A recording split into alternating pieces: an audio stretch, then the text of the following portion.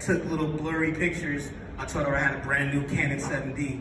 Instead of telling her I had a Dell that could barely hold a charge, I told her I had a MacBook Pro 17-inch, extra hard drive space, you know, all that good stuff. And so now when I'm coming back to the studios, you know, I'm filming my homies now. I'm like, yo, let's go outside, let's film something. So I'm going on YouTube, figuring out, you know, how to export a video, how to edit a video, how to. And this is all self-taught. All self-taught, you know what I'm saying?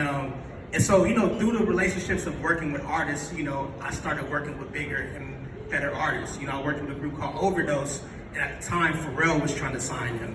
And so when we went to go meet with Pharrell, you know, he's like, yo, who does the videos? And I was just like, you know, me. And then, you know, a year later, he wants to collaborate. You know, Childish Gambino collaborated with that group Overdose. And when we met up, he's like, yo, who's doing the videos? And so I met with Childish Gambino, and we kind of developed a creative relationship that led to ultimately me doing House Party. That's dope. Clearly moms know best, right? That's the lesson here always. Yeah. I love that. So what would you say is the first big break in terms of making videos? Man, big break. I don't know, man. I mean, to be honest, like, as far as my big break, I mean, I don't think I've had my big break yet. I know that sounds crazy to say, but like, You had music video of the year. yeah, but I feel like that wasn't the thing. I mean, I don't know. I mean, I feel like, you know, the work I did with Overdose, like, that was the work that kind of put me in a position to work with these bigger artists. And the reason why that work was so special is because we had no limits, we had no budgets. We would just go out and spend like a whole week just filming one video, one scene. And I kind of, you know, we kind of used each other as our own guinea pigs to like figure shit out.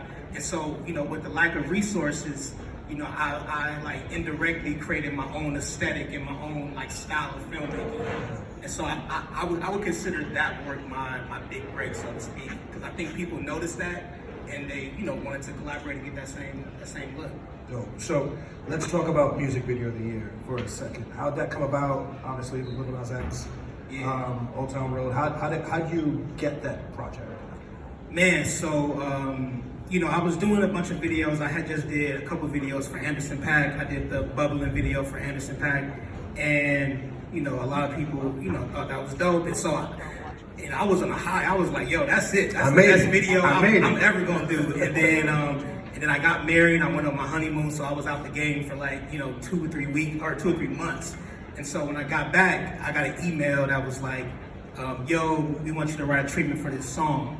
And at the time, I was like, all right, let me get back into the flow of writing. You know, I don't know what this song. I literally emailed them back, is this a joke? And they were like, nah, this is a new song from an artist from Atlanta, like, write a treatment. And so I was like, fuck it, let me just write something that I would want to do. Who cares if I get the job? And so, you know, I wrote this Far Out treatment, and they liked it, and, you know, we made it, and we made history. And it's funny, we were talking in the back, I asked you if you knew you had a hit, if you knew, like, when you sent it in, like, we got one, and your answer was the complete opposite. Yeah, I mean, I was nervous. The same way I'm nervous for House Party, I was nervous as fuck about Old Town Road. Like, I just thought people weren't gonna like it. I thought it was corny. Like, I just thought all the negative things. And, you know, I went on to win a Grammy and a VMA, so that was, clearly I was wrong. You know what I'm saying? Let's give him a hand. A Grammy and a VMA. Very dope. Very dope. So, you win a Grammy, you win a VMA. Most people would say, dope, I'm gonna make more music videos, gonna ride this thing out. You do commercials next? Yeah, so after Anderson .Paak, I started doing commercials, and, you know, working at Pretty Bird, you know, they do commercials and music videos. And I remember the first time they sat me in a room and they were like, okay, so this is how you write a commercial treatment. I remember thinking like, man, I ain't about to do no commercials. Like, they're not, you know, they just kind of walking me through it. But that year I literally did 2 Super Bowl commercials. And so, you know, I think commercial space is fun because, you know, it kind of gives me another space to experiment and create at a high level. And you know, it's like the hybrid between, you know, music videos and narrative film or narrative, you know, pieces. But, you know, it's also a lot of, you know, it's higher stakes. So it was kind of like that bridge to help me feel comfortable with the bigger budgets on the film side. Gotcha. There was something super interesting. We were in the back talking before we came out. And I foolishly assumed, I asked them, I said, now that you're a big you know, film guy and you have these wins and you have this great movie coming out, you have another movie after that, are you not gonna do commercials anymore? And you were like, no, I'm gonna do commercials. Like, I'm filming a commercial next week. Nah, I think a lot of people forget about commercials. I mean, to be honest, like the money is way better, you know what I'm saying? But it's you know, it's something that you don't have to commit to for so long. You know, with a film, you know, you're shooting for, I mean, you're prepping for like months, and then you're filming for months, and you're editing for months. Like the journey for a house party started in 2019. And here we are, 2023, 4 years later. And so, you know, I could have did, you know, 20 commercials in that time, you know what I'm saying? But I think but it's just good to always have commercials for sure. so let's go back 2019, which in COVID years, that feels like 25 years ago for me. But when did you first hear about House Party, that this film was being made? Man, it's weird because I remember like Father's Day in like 2009 or 2010. Like it was like, I think LeBron was playing for Miami at the time, and my dad was like, he got so many conspiracies about the NBA, but he was like, yo, I'm telling you, LeBron is coming to LA. He's coming to, like, all the greats play for LA. And I'm like, LeBron is not coming to LA. Like, I literally tweeted that. Like, on this Father's Day, I love my dad, but he keeps saying LeBron is coming to LA. And then I remember, like, you know, however many years later, 2015, 16, I forget when LeBron came, but I was like, when they announced it, I'm like, yo, you was right. Like, LeBron is here. And so I was really connected to, like, LeBron coming to LA and what that meant for, like, the industry. And I remember seeing him on the cover of the Hollywood Reporter, I believe. And I remember seeing Maul in the picture and Jamal in the picture and being like, Jamal's changed since that cover too, by the way. Yeah, I was big time, Hollywood, big time. Yeah, so I was looking like, oh shit, it's a black dude. You know what I'm saying? Like thinking like, yo, this is not literally. I got on my Instagram. I literally made this long ass post like LeBron coming to LA doing this film shit. Like this changes everything. Like this is a new day. You know what I'm saying? So I was really committed to this like theory that my dad had. You know what I'm saying? And so I think shortly after that, they announced that that Steve and Jamal from Atlanta were writing the script. And keep in mind, I knew them from the music video days, and so I literally just DM'd Jamal right away, like, yo, I need first dibs on House Party. And this is before I did Old Town Road or anything that was like notable enough to like do a movie. And to be honest, I was just playing, I was just fucking with him. You know how it is when you see somebody doing something dope, you want to be a part of it. But, you know, he didn't even respond to me, but, you know, over the course, he didn't even all that, man. He didn't even respond, but then like, you know, like within, I guess it was like maybe a year later when, you know, Spring Hill was actually looking for directors. But over that course of that year, I had did the Anderson .Paak video. I had, you know, tried to put narrative pieces in my music video so that I can kind of show that I can do a movie. And so that's why Old Town Road, it has like an intro that's like a short film. We got acting, we got lines, you know, we got dialogue. And so I was hoping for, you know, a meeting with Spring Hill, you know, I could kind of like strut my stuff and not just be like a music video director. And so I met with Spring Hill, I had a general, I met with Spencer, and it was just like, I was nervous. I remember walking in there like, man, this is all out from my dad's manifestation, you know what I'm saying? And you know, we talked about what Spring Hill was offering as a company, and House Party came up, and, you know, I kind of just told them like, you know, this is an LA movie. Like, you know, I'm an LA guy through and through. You know, I've documented LA as a culture for, you know, the last 10 years. Like, I know this place like the back of my hand, and so I feel like I'm the perfect person to tell the story. And, you know, you know, I was with Spencer, the head of film at Spring Hill, just like working on my pitch day after day, going up to Warner Brothers and, you know, getting it right. And then, you know, I pitched to New Line, pitched to Warner Brothers, and, you know, it got greenlit. What is that like when you get the news, hey, you're the guy, you got it? Man, it's just nerves, man. Like, I mean, I was excited to have it, but I think, like, I was excited to get it, but as soon as I got off the phone, I was just like, oh shit, like, what did I ask for? You know what I'm saying? It's like, it's House Party, you know, everybody got their opinions, but that kind of gave me the motivation to really make it something unique and, you know, separate it from that conversation that people have about remakes. And is there ever any moment while you're filming it that you're like, fuck, maybe I bit off more than I can chew. I don't know if I can do this. Oh, bruh, hell yeah. I mean, to be honest, like making a movie is hard. Like I tell people that, making House Party, I feel like I was on a special episode of Scare Straight Hollywood Edition. Like, I feel like somebody woke me up from my bunk in the morning like, nigga, you wanna make a movie? All right, I'm gonna give you a beloved title that everybody loved. We're gonna do it during the pandemic. You know what I'm saying? You're gonna have to reshoot 20 days. Like, it was like my worst nightmare as like a director, but I got through with it. You know what I'm saying? And looking back, like, you know, it's a miracle that this movie was made. And to be honest, like, I hear from other directors, like, it's a miracle that any movie gets made. It's just so many things that people don't consider when it comes to making a film that I have to learn on the fly.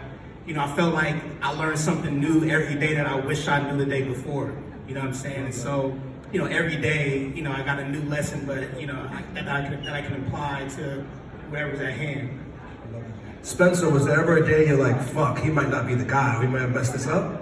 Never, man. There was never, ever a day we got that. But there were many days where we would get into it and be like, fuck, how are we gonna fix this? Yeah, man, it was hard. Making a movie is not easy. Well, we were talking about that, right? We were saying making a movie is very difficult, right?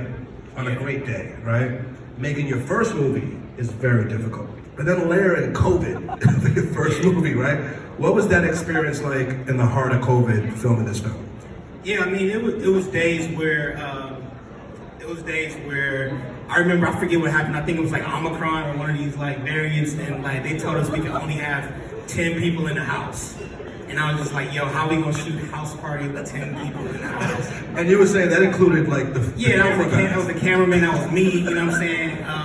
And they were talking about having like CGI dancers, and I'm like, we can't do this shit, man. They gonna really, you know, mess with us. But you know, we figured it out, man. Like, we found ways to like get around it. And you know, I think, to be honest, like, it's one thing to like know the culture and like know what it looks like, but it's a whole nother thing when you have to like recreate the culture and get it right. You know what I'm saying? When you think about like, you know, there's a dance scene in House Party. We know what parties look like when people dance. You know, but when you know, add a camera, you know, a choreography, like, it's really hard to like capture that real energy. And so, you know, that was my focus, to make sure that people watching this didn't feel like, oh, we're watching a movie about, you know, the culture. This is, you know, a true snapshot of the culture. Yeah, we talked about films that have cult followings, right? You know, there are films we all see that someone's doing a quote-unquote remake, and you're like, why are they touching that? You know, did you feel the pressure or the responsibility of touching House Party? Hell yeah. Yeah. Nah, I mean, to be honest, yeah, I felt the pressure, but, you know, I feel like, you know, people talk about like, don't mess it up, but it's like, it's been 3 other House Parties since House Party 3. Like, did they mess up the first 3? Nah. But anyway, but I do feel like House Party itself is a movie that should be a franchise. It should be something that comes out every 10 years. Like, I feel like the first House Party was like a snapshot of what was happening in the culture at that time. You know, when it came to the music, the lingo, the way they dress, you know, the haircuts. Why not have one every 10 years so we can look back and like see how far the culture has come and what, you know, kids were up to at that point in time. You know, imagine if there was a House Party in the 70s. We would probably watch that and study it and be like, damn, that was crazy. That's what they did back then. And so, you know, I wanted to make sure that this film was very accurate to what's happening right now in the culture. And to be honest, like, that's why it's a real LA story, because, you know, I even said this in my pitch. I don't know no disrespect, I don't know what's going on in Nebraska, but they know what's going on in LA. You know, people want to come here, people want to live in LA. LeBron wants to play in LA, you know what I'm saying? And so I feel like that's what's going on with our culture right now. It's very celebrity based. Everyone wants to be an influencer, everyone wants to like fake it till they make it, and this is the capital of that. And so I feel like, you know, it's only right that, you know, we capture it and we tell it the authentic way. Yeah, it's funny you mentioned fake it till you make it. At Spring Hill, we have a saying, make it till you make it. And I think you're the epitome of that, right? There it is, whoever, yeah, there you go. I think your cousin clearly is here. You know, you're the epitome of that you just continue to make things, right? With whatever, you know, resources you had at your disposal. What advice do you give to any young creatives we may have here that are trying to figure it out, trying to get on? Man, I feel like something I recently discovered and recently realized is that obviously I'm doing work at a quote unquote high level, right? I just did a video for Kendrick Lamar, and I just did 2 movies. Did you spit any bars in the video? Nah. But you know what I'm saying? I'm doing things that are like at the quote unquote highest level, but it feels the same way as doing my first video. It feels the same way when I was just starting out. Like, it doesn't feel any different when you do it. And I think, you know, a lot of times, like, I'm still the same person, you know what I mean? And a lot of times we think we have to like transform into this like super, you know, locked in and have all the answers to like become great. But to be honest, you just have to just start to just keep going, and, you know, you will eventually get to whatever level you think you want to be at, but it's all the same when you look back. I know that's probably vague or whatever, but, you know, it's just, you know, I realized when I was doing the video with Kendrick Lamar, you know, I'm looking at him like, yo, this is Kendrick, like, blah, blah, blah. But then in between takes, I'm looking at his face and I'm like, yo, this is the same Kendrick from 2010 who I had to like pick up from his house to go to the video shoot. You know what I'm saying? Like, he didn't change. I think the world finally caught up to who he was, but he's still the same person. And I think, you know, we're all who we're going to be eventually. Got you. Before we get out of here, you know, in the back you were mentioning how, you know, we've talked about your short rap career. We've talked about you shooting music videos and having a ton of success. Oh, we got the name? No, ignore that. Shout out to Thursday right there. He's in the crowd right now. Yeah, Thurs was he still is a rapper, but he was part of a group that was big in LA, and he was my first time ever being on a video shoot was on his video shoot. Oh, that's dope. So that was my first time even seeing a production. What's good, brother? That's good. But we talked about, you know, you having a ton of success with music videos and commercials and now film. And I asked you in the back, you know, what type of things you want to work on. And you said you'd still do commercials. But something that struck me was you mentioned how you don't want to do anything to get you to the next thing anymore. Can you talk about that a little bit? Yeah, I mean, to be honest, like, you know, I worked with Kendrick like in 2010, right, when he was on the come up. And then once he blew up, it was like, yo, he out of here, you know what I'm saying? And, you know, over the last 10 years, which is crazy, is like, I've been doing work, but I was thinking like, yo, I just gotta do another Kendrick video. Like, that's like my bucket list item, you know what I mean? And then once you do it, you realize, you know, obviously it's cool, but it's not, like I said, it doesn't feel different.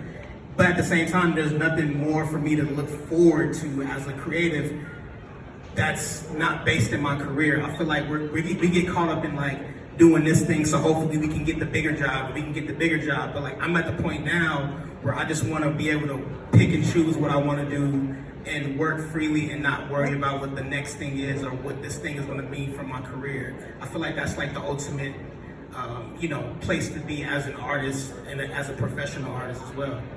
Love that. So before we get out of here, everyone's about to see your work, right? House Party in a second. What do you want? What do you hope are people's takeaways when they watch this film? Oh man, that's a good question. I mean, This is what I do. I mean, the first takeaway that you should have is that this is not whack. I know everybody is like, yo, I hope you don't fuck, but it's not whack. This shit is tight. And make sure you tell people that too, so they can stop tweeting about it. But yeah, I just want people to take away that, you know, our stories as a culture, and I'm not even talking about just like being black, but just like this like young, cool hip hop shit, like whatever you want to call it that we got going, that our stories are good enough to be told at the highest level. And so we shouldn't just be limiting ourselves to like, you know, Instagram comedians and, you know, YouTube vlogs and things like that. Like, our stories belong on the big screen. Like, this shouldn't be the only movie that, you know, has young black actors in it that's like a hip hop based thing, a hip hop based story. Like, when we was younger, it was, you know, 30 movies you could think of, but, you know, hopefully this can be the movie that sparks, you know, the train of young, cool concepts by the culture that are on the big screen. Love it. Ladies and gentlemen, Calmatic. So we're gonna get right into the film, right? We're gonna get right into the film. If it's whack, he'll be sitting in the back. Let him know. But listen, it's a house party, so let's party, right? Yes, sir. Thank you.